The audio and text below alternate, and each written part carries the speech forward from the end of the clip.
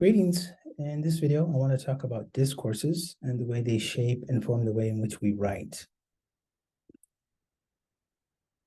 Now, you may ask, what is discourse? And there is an academic definition. I'll let you read that. I don't really like reading definitions, but it's there for you to look at in the PDF file. But an example of spoken discourse is a speech like Dr. Martin Luther King Jr.'s I Have a Dream. And written discourse would be something like a novel. Like one of my favorite novels is The Orchard of Lost Souls, one of my favorite writers, Nadifa Muhammad. And both of these speak to expressions and persuasions and information that the speaker or writer is conveying to the listener or to the reader. If we think about our essay writings that we'll be doing in this course or any other type of writing that we do, those are examples of written discourse. The next question to come out would be discourse analysis. So what is discourse analysis? And that basically is the studying of a language that extends beyond what is called the sentential level or the sentence boundaries. So for example, if we printed out Martin Luther King Jr.'s I Have a Dream, we could analyze the speech patterns. We could look at the style of eloquence that he uses. You could look at all of the other features of the spoken discourse and kind of interpret it or make an understanding of what he's saying or what he's not saying. What is he persuading the listener? What is the point that he's trying to make? This is discourse analysis. And so I'm asking you as a student to do discourse analysis with the written or spoken words that we come across in the course. Now, critical discourse analysis, it's very common today, and it's a type of analysis that it's not neutral at all. And critical discourse analysis asks you as a reader or as a listener to deconstruct whatever you read or whatever you hear, whatever you watch. And it's hitting those really uncomfortable questions to reach answers that don't burn bridges, but build bridges. And so when we're analyzing the way the language is used, whether it's to control or persuade or to dominate, critical discourse analysis focuses on those areas of discourse that are subtly or explicitly demonstrate those forms of action. And we have perfect examples of this in writing. For example, if we were to think of Edward Said's Orientalism, which has gained a lot of criticism, I also had a lot of praise.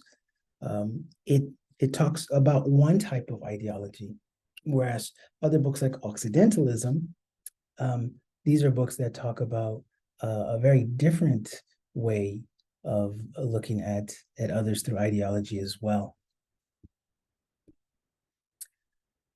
Now, in order to understand discourse at the level that I'm speaking of, we're going to talk about 4 different concepts. 2 are connected together, meaning 2 of each are connected together. So we're going to talk about big D discourse, and we're going to talk about little d discourse because they're both connected. And we're also going to talk about life world discourse and specialist discourse. So big D discourse, it deals with the way in which we speak, listen, or write and read, and it has a distinctive way of acting, of interacting, of valuing, of feeling, of dressing, of thinking, of believing with other people and with various objects that we use, with tools and technologies to enact specific socially recognizable identities that are engaged in specific socially recognizable activities. So big D discourse, no pun here. Every time I say it, big D or little d, people's minds wander. But getting to the academics of it, it looks at how we use language to express our ideologies, our viewpoints, our beliefs.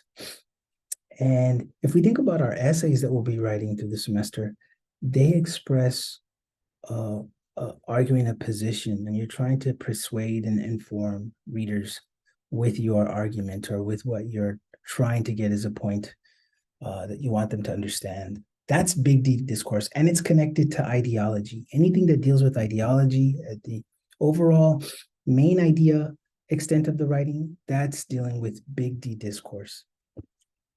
Now, little d discourse, on the other hand, deals with strictly linguistics in the sense of grammar, writing.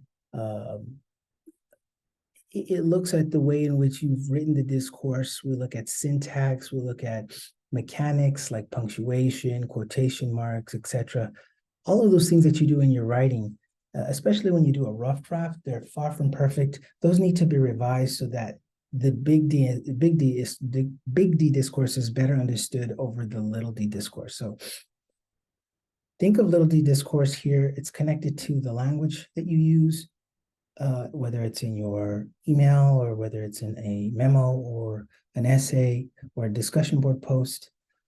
You want to make sure that the little d discourse is not impairing your main idea in your big D discourse. And so little d discourse is important in the sense that you have to go through revisions to get to something that's perfect without any problems grammatically or punctuation wise, etc. Now, life world discourses, that looks at how we speak or how we have or share our own opinions based on our opinions or beliefs. And they're not necessarily really embedded in truth or real evidences. And this is the way we always talk. We talk usually anecdotally, or we talk with he said, she said, or with the way we understand the world. And an example I give here, if you may or may not know who this is Ben Shapiro. He's an American conservative personality. He has no educational background in science, but he's widely known for talking about climate change not being real. Again, he has every right as a regular person in the sense of talking about something like climate change to voice his opinion. Whether that opinion is rooted in truth or facts is another thing. And so when you're doing your writing, you're not always going to be writing at that level where you're a specialist. You're going to write at a life world discourse knowledge, meaning you understand things in layman's terms or a layperson's terms. It's not meaning that you've mastered whatever you're talking about. And we're not required to do that when we write.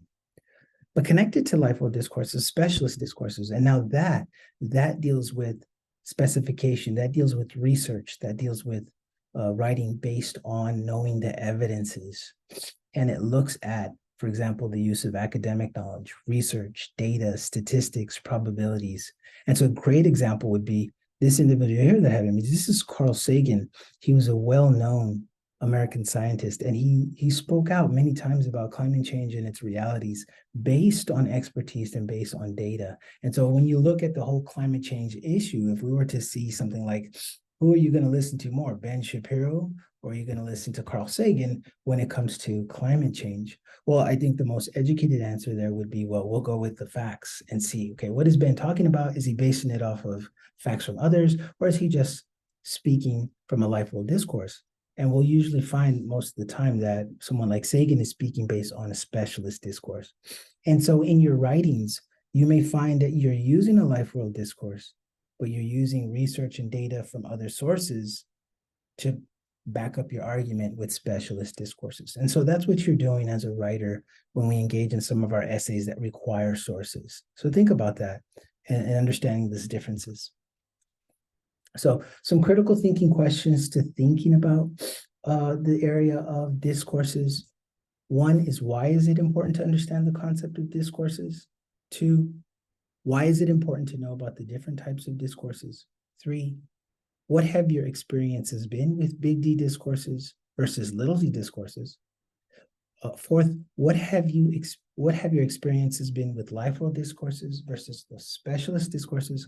And then lastly, what types of discourses will you use in your essay writings, and how will they impact your life? So these are some questions to think about in this video, and you do have the PDF as a reference tool to go back to so you can use for your writing assignment.